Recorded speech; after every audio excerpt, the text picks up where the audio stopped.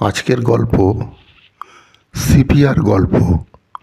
একদিন বিকেলে মিতা নামে এক 40 বছর বয়সী গৃহবধূ ডাক্তারবাবুর চেম্বারে এলেন। মিতা বেশ বিধ্বস্ত দেখাচ্ছিল, চেহারায় ক্লান্তির ছাপ স্পষ্ট, আর তার হাঁটাচলা খুব ধীর গতির। ডাক্তারবাবু তার দিকে তাকিয়ে জিজ্ঞাসা করলেন, আপনার কি সমস্যা হচ্ছে?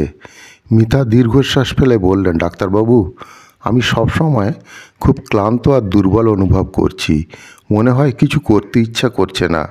সংসারের কাজকর্ম, এমনকি বাচ্চাদের দিকেও মন দিতে পারছি না। সব কিছুই যেন বিরক্তিকর লাগছে। মাঝে মাঝে খুব রাগ হয়। আবার এমন সময় আসে যখন একদম নিজেকে নিস্তেজ লাগে। ডাক্তারবাবু প্রশ্ন করলেন, এই সমস্যা কতদিন ধরে হচ্ছে আপনার? মিতা বললেন, অনেক দিন ধরেই চলছে, তবে কয়েক মাস ধরে এটা বেড়ে গেছে। মাঝে মধ্যে মাথা ঘোরে, একা থাকতে ইচ্ছা করে, সবাইকে এড়িয়ে চলতে মন চায়। ডাক্তারবাবু আরও জানতে চাইলেন, শরীরে অন্য কোনো সমস্যা আছে আপনার? মিতা বললেন, হ্যাঁ, অনেক দিন ধরে মাসিকের সমস্যা আছে। মাসিকের রক্তপাত কখনো খুব বেশি হয়, কখনো আবার প্রায় বন্ধ হয়ে যায়। একসময় কোমরে ব্যথা হয়, ঠান্ডা লাগলে ব্যথা বেড়ে যায়, আর খাবারের রুচি নেই বললেই চলে। খিদে পেলে একটু মিষ্টি খেতে ইচ্ছা করে, কিন্তু খেলেই পেটে অস্বস্তি হয়। ডাক্তারবাবু খেয়াল করলেন, মিতার ত্বক শুকনো আর মুখে তলপেটে আভা রয়েছে। তিনি জানতে চাইলেন, আপনার মন মেজাজ কেমন থাকে? মিতা বললেন, মাঝে মাঝে খুব খিটখিট হয়ে যায়। একবার কান্না পেলে থামানো যায় না। আবার এমনও মনে হয় কিছুতেই কোনো অনুভূতি কাজ করছে না। সব কিছু থেকে যেন দূরে থাকতে ইচ্ছা করে।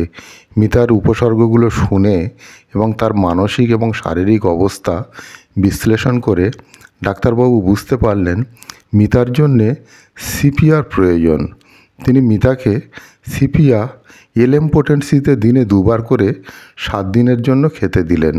পাশাপাশি মিতাকে কিছুটা বিশ্রাম নিতে এবং নিজেকে সময় দেওয়ার পরামর্শ দিলেন। 2 সপ্তাহ পরে মিতা আবার ডাক্তারবাবুর চেম্বারে এলেন। এবার তার মুখে স্বস্তির ছাপ। তিনি বললেন, ডাক্তারবাবু, এখন আগের মতো ক্লান্তি লাগছে না, কাজ করার ইচ্ছা হচ্ছে, মেজাজও অনেকটা ভালো হয়েছে। মাসিকের সময় তেমন কোনো সমস্যা হয়নি।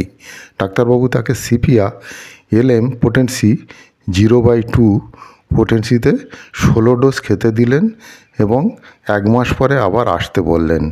সিপিআর সাধারণ লক্ষণ সমষ্টি মানসিক অবসাদ ও বিরক্তি, বিশেষত পরিবারের প্রতি দায়িত্ব পালনে অনাগ্রহ, একাকিত্ব এবং উদাসীনতা, একা থাকতে ইচ্ছে করে, অপরের প্রতি নিরাসক্তি, মাসিকের সমস্যা, অনিয়মিত এবং ব্যথাযুক্ত মাসিক, বিশেষত কোমর এবং তলপেটে ব্যথা, শারীরিক ক্লান্তি, সামান্য কারণে দুর্বলতা, অবসন্নতা অনুভব করা, পেটে অস্বস্তি, খাবারের প্রতি অনীহা কিন্তু মিষ্টির প্রতি আকর্ষণ, চেহারার লক্ষণ, ত্বকে শুষ্কতা, মুখে হালকা এবং ক্লান্তিযুক্ত আভা, ঠান্ডা থেকে সমস্যা বৃদ্ধি, ঠান্ডা লাগলে ব্যথা এবং উপসর্গ বেড়ে যায়। এই গল্পে সিপিআর কার্যকারিতা এবং কঠিন সঠিক প্রয়োগ সম্পর্কে একটি বাস্তব উদাহরণ উপস্থাপনা করা হয়েছে।